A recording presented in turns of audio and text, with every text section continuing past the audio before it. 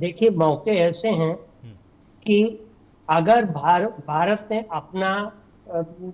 अपने और विकल्प निर्धारित कर लिए, ढूंढ लिए हैं, जैसा कि मुझे पता है कि 41 देशों से अब हम गैस या ईंधन ले रहे हैं। पहले 26 या 25 देशों से थे। तो अब ये तो अब ज्यादा अच्छी स्थिति है। और अगर ये समझौता चल जाता है, माफ कीजिएगा, मुझे इसके बारे में अभी भी शंका है, लेकिन फिर भी अगर ये समझौता चल जाता है तो देखिए, भारत के लिए तो दोनों हाथों में लड्डू जैसी बात हो जाएगी, क्योंकि समझौते के हिसाब से ईरान के ऊपर से सारे सैंक्शन हट जाएंगे। तो हम ईरान से तेल निर्बाध रूप से ले सकेंगे, हम चाबहार पोर्ट पर अपना काम शुरू कर सकेंगे, और इसी की वजह से रूस से भी मेरे ख्याल से प्रतिबंध हट जाएगा, तो रूस से भी हम तेल ले सकेंगे, उसमें और भी चीजें ले सकेंगे, उसमें कोई समस्या नहीं है। तो ये हमारे लिए अच्छा है। लेकिन सबसे बड़ी बात यह है, वही सबसे बड़ा प्रश्न मैं लगाता हूँ कि क्या ये समझौता चालू रहेगा। दो और पैनलिस्ट ने अलग अलग विचार रखे।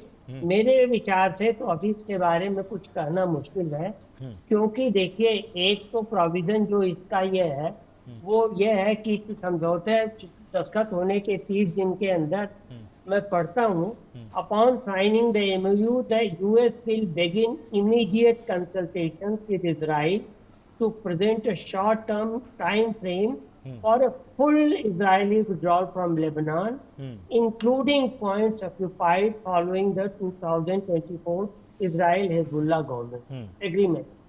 तो अब देखिए, इसराइल ने साफ साफ कर दिया कि हम तो गुलाम नहीं हैं अमेरिका के, और इसराइल ने कहा कि हम तो अपना जारी रखेंगे कार्रवाई। इसलिए भी कि नेतन्याहू के लिए ये एक पॉलिटिकल सर्वाइवल का मामला है। बिल्कुल। अगर ये युद्ध खत्म होता है और इसराइल को एक इंच जमीन हिजबुल्लाह या लेबनान की नहीं मिलती है, तो इजरायली जनता उनसे पूछेगी कि 3 साल आपको हमारे जन धन को खर्च करने का क्या फायदा मिला, जब न एक इंच जमीन मिली और न संघर्ष। तो ये एक बड़ा ही इरिटेंट हो सकता है।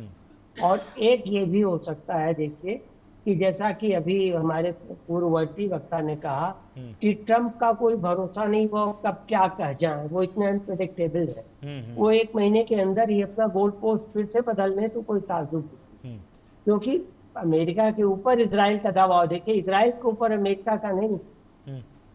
ट्रंप ने ये नहीं कहा कि इसराइल ऐसा न करे। ट्रंप ने कहा इसराइल को चाहिए कि वो ऐसा न करे, मतलब सलाह दे रहे।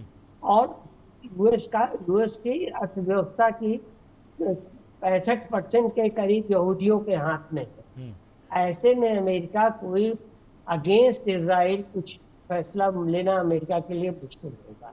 तीसरी चीज जो इसके साथ जुड़ी हुई है वो ये है कि इसमें ये भी है, हालांकि इसमें क्वांटिटी नहीं की गई कि जो 300 बिलियन डॉलर का जो अमेरिका जो इसको क्या कहते हैं, ईरान को रिकंस्ट्रक्शन और रिपेरेशन की बात कही गई, जिसमें कहा गया कि गल्फ के देश भी इसमें सम्मिलित होंगे, मतलब पैसा देंगे।